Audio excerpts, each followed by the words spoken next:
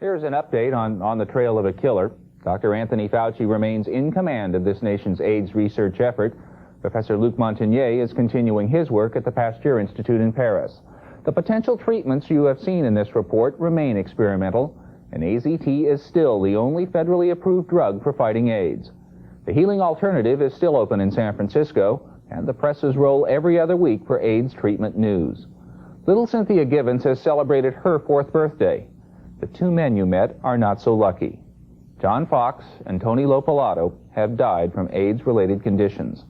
They are among the 50,670 Americans who have fallen to this killer. I'm Larry Stupnagel.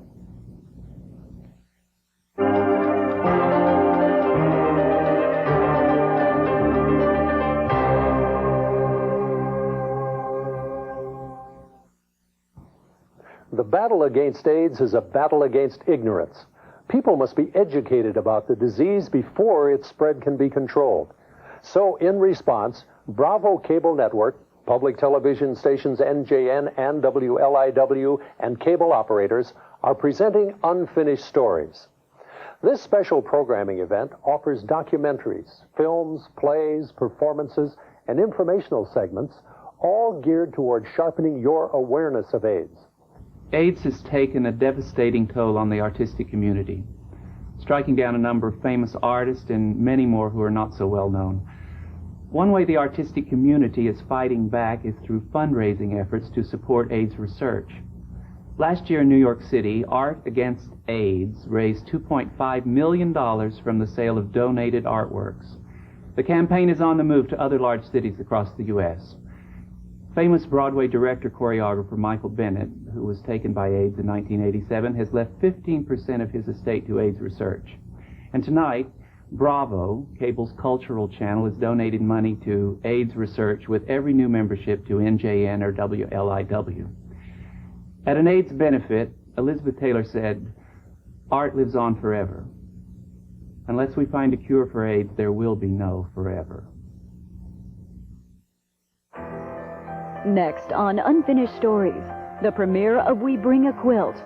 Robert Wagner narrates this heartwarming documentary about a very special AIDS memorial. Then at 7:10, it's the best of Broadway on Showstoppers, featuring a host of exciting stage superstars. Traditionally, a quilting bee is an event where people within a community get together to work a quilt. While each individual adds their own personal touch, the quilt itself represents the community as a whole. The name's Project Quilt was created in that spirit. Each square in this 16-ton quilt bears the name of someone who has died from AIDS. In October 1988, the quilt was displayed on the grass of the Capitol Mall in Washington, D.C. We Bring a Quilt is a moving record of that event. It's a tribute and a reminder not only of the lives lost, but also of the many lives tragically touched by this disease. The quilt, to me, in terms of art, is perhaps the most real kind of art. It's the most directly connected to people's emotions. It's not fine art. It's not schooled art. There are no rules for making panels. Last year I was here for the march with two PWAs, friends of mine, and since they've died and since I've been diagnosed, so I'm here again this year. And with luck, I'll be here next year. There are thousands of volunteers that have come from all over the country to help today. And right now they're unloading the trucks, and after that they're going to help set up the walkways. It's a very difficult task at times. Putting in 110 to 120 hours a week isn't easy, and to do this certain project, we couldn't find a workshop in Boston, so I moved out of my apartment for 6 weeks.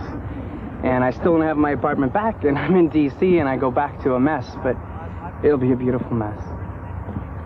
We are all being touched, and it's going to happen whether people here have been touched. Everybody in this country and in this world is going to know somebody personally who's been touched by AIDS. But the point of it is, we're being touched, and we're opening. Yesterday when I saw his quilt, I cried hard, and today I cried a little bit less. And that's what it is. Every time you see it, it hurts a little bit less.